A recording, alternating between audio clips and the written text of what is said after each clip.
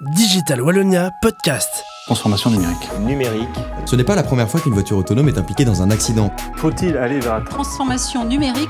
Un terme qui est incontestablement devenu le buzzword de l'année. Bienvenue dans ce troisième épisode consacré aux enjeux de la société digitale de demain. Nous recevons aujourd'hui, depuis l'université d'été des Digital Wallonia Champions, Jacques-François Marchandise, délégué général de la Fondation Internet Nouvelle Génération, plus communément appelée la FING. Bonjour Jacques-François. Bonjour Digital Wallonia. Merci beaucoup d'avoir accepté cette invitation. Vous êtes l'un des spécialistes reconnus francophones en matière de digitalisation et de transformation impliquant le numérique. Nous sommes aujourd'hui dans cette université d'été et nous sommes un peu dans une période très particulière qui est probablement celle de la fin des utopies Internet. Qu'est-ce que vous pensez de cette fin des 20 glorieuses que nous venons de vivre en matière de numérique ? En fait, ce qui nous a intéressés quand on a créé la FING il y a une vingtaine d'années maintenant, c'était précisément pas tant l'informatique, pas tant les réseaux, que le fait que tout ça soit entre les mains d'un très grand nombre de personnes, d'acteurs, de gens dans la société, d'artistes dans leurs pratiques, de développeurs dans leurs innovations, et que ça permette un épanouissement de possibles qui était beaucoup moins contrôlé, jardiné que ce qu'on connaît dans la plupart de l'innovation technique, c'est-à-dire avec des grands oligopoles qui contrôlent tout, etc. Depuis très peu d'années, on a l'impression que le jeu s'est refermé, qu'il y a eu une recentralisation, qu'il y a eu ce que certains, comme Benjamin Bayard, appellent Minitel 2.0, et que c'est un peu un assèchement des promesses qui est d'autant plus paradoxal que le numérique n'a jamais été aussi puissant. Donc on est à ce moment-là, on est aussi au moment où le numérique raconte du toujours plus, alors que la planète ne peut pas. Précisément, ces promesses du numérique que vous décrivez, si vous deviez citer aujourd'hui quelques domaines majeurs de ces promesses du numérique pour une société digitale de demain, quels seraient-ils ? Typiquement, la connaissance et l'éducation. Est-ce que, en mettant plus de numérique, on développe davantage de connaissances, on développe davantage d'éducation, on enrichit en fait notre lecture du monde, l'idéal encyclopédique, hein, par exemple. Typiquement, la démocratie. Est-ce qu'on arrive à avoir des formes d'information, délibération, concertation qui sont mieux instruites, mieux partagées, plus mûries, dans un cadre de confiance meilleur, etc. Ou encore, tout simplement, le fait de stimuler les pratiques et les initiatives entrepreneuriales, hein, qu'elles soient marchandes ou non marchandes d'ailleurs, mais voilà, le fait qu'il y ait cette fertilité à la base, moi, ça me paraît faire partie des promesses évidentes. Et au-delà des projections attendues ou espérées, qu'est-ce que l'on peut attendre comme levier concret de l'action en matière numérique, qu'elle soit citoyenne, entrepreneuriale ou des services publics? Comment essayez-vous aujourd'hui de les identifier? Et avez-vous mis en place, par exemple, un programme spécifique visant justement à identifier et développer ces leviers? La question est vraiment celle-là, c'est le fait de dire est-ce qu'on y peut quelque chose, est-ce qu'on peut changer le cours des choses par rapport à un numérique qui rend des services, se développe, etc., mais qui pour une énorme partie de la population, du corps social, des entreprises, des citoyens, apparaît comme subi. C'est aussi vrai du côté des acteurs du numérique qui ont l'impression de devoir baisser la tête pour obéir aux acteurs dominants. Donc, qu'est-ce qu'on peut faire de concret? Sur quoi est-ce qu'on peut jouer? Aujourd'hui, il y a tout un ensemble d'initiatives de petite taille, des gens qui sont des concepteurs responsables et écologiquement responsables, des designers éthiques, des acteurs qui font des choix un peu ambitieux. Ils sont, à mon avis, très isolés, dans une prise de risque assez importante. Et au fond, on considère que ce n'est pas des gens sérieux puisque l'industrie, c'est scale-up, fait une croissance forte dans un monde à ressources infinies.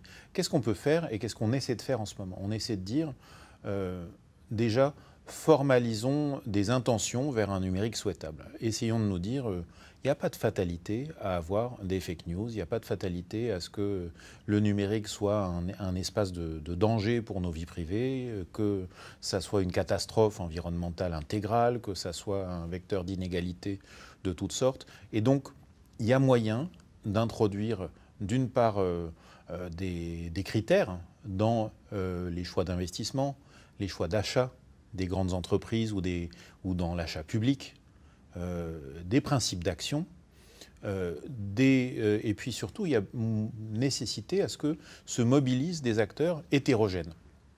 En tant que concepteur, on ne peut rien tout seul, s'il n'y a pas le marché en face. En tant qu'acheteur, on y peut quelque chose à condition de se mettre ensemble et de structurer ensemble un marché, etc. De la même façon que l'investissement à impact, il peut quelque chose. En tant que, par exemple, étudiants qui se présentent aujourd'hui à la porte d'entreprises qui font leur transition digitale ou d'entreprises du numérique, ils y peuvent quelque chose et ils sont en train de le faire pour beaucoup. Ils sont en train de dire « je ne viens pas travailler dans ton entreprise si tu fais n'importe quoi avec l'environnement, ni si tu fais n'importe quoi avec les données ». Et en fait, bizarrement, ça monte au cerveau des grands acteurs parce que la question de quel talent je vais pouvoir recruter est extrêmement importante pour un numérique de qualité. Donc, de toutes parts, on voit qu'il y a des façons de faire et des façons d'agir.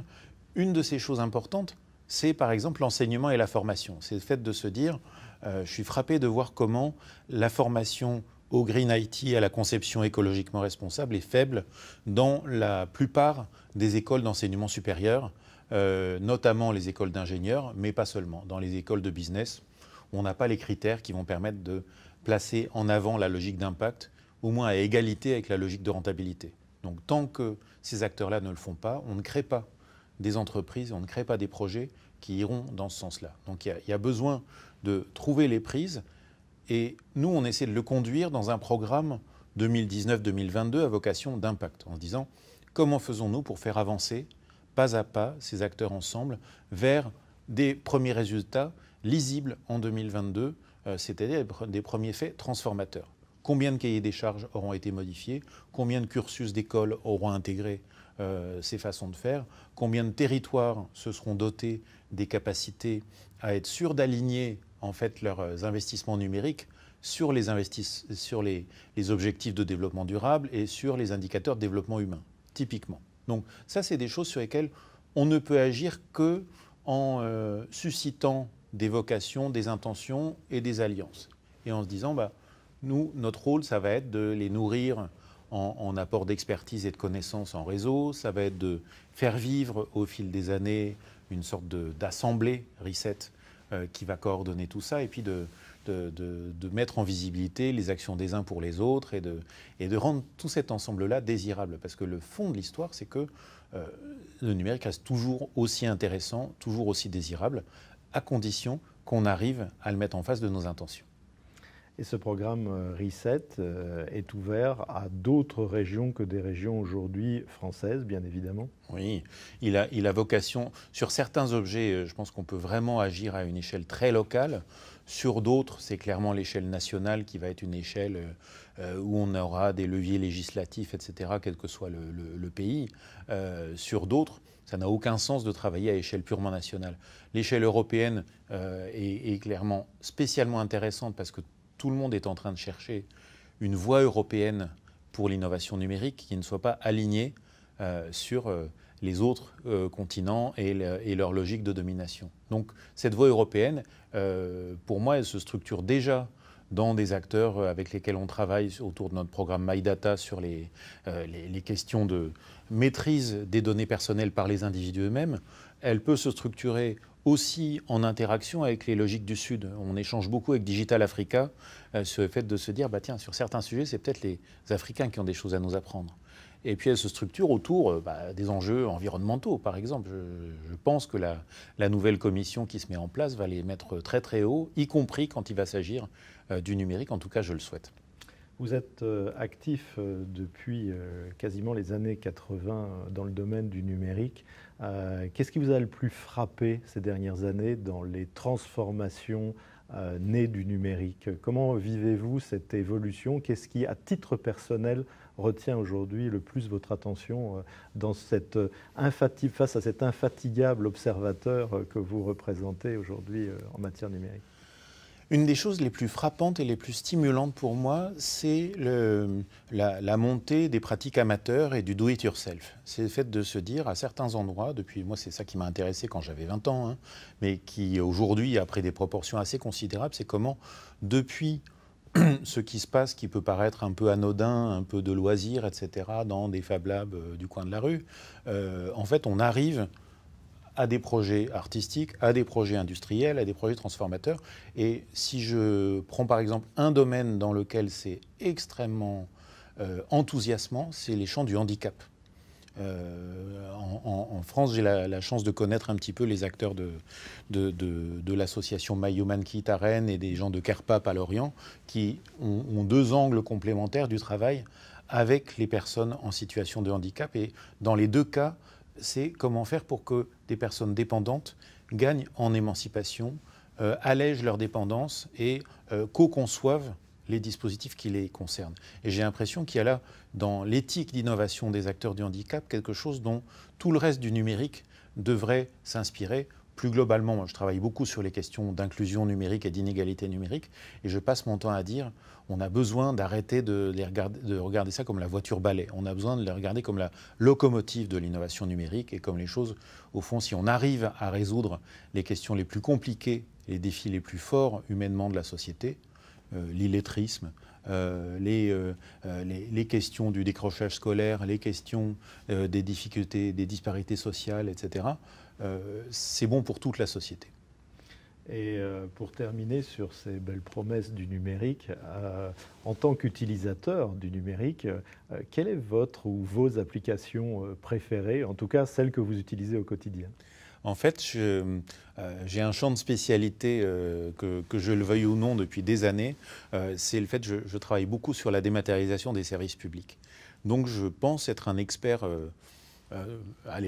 averti de l'usage et des difficultés d'usage de toutes les plateformes dématérialisées de services publics auxquelles je peux être confronté. Je passe un temps considérable à faire de la médiation numérique en face d'outils qui parfois amènent déjà un plus, mais qui parfois amènent des choses un peu discutables. Donc le monde des délicieux, des pièces jointes et des documents à scanner, des formulaires pas tout à fait standards, des acronymes de l'administration et des façons dont on joue avec, et puis surtout de l'histoire dématérialisée de nos vies. La question que je pose souvent, c'est qui d'entre nous arrive à y voir clair sur ces documents dématérialisés des 10 dernières années, puisque bien sûr, nous n'avons jamais eu d'ordinateur volé, de virus qui vient nous embêter, de panne sur notre disque dur ou de choses de ce type-là, et tout ça est parfaitement en ordre. Merci beaucoup, Jacques-François Marchandise. Merci Digital Wallonia.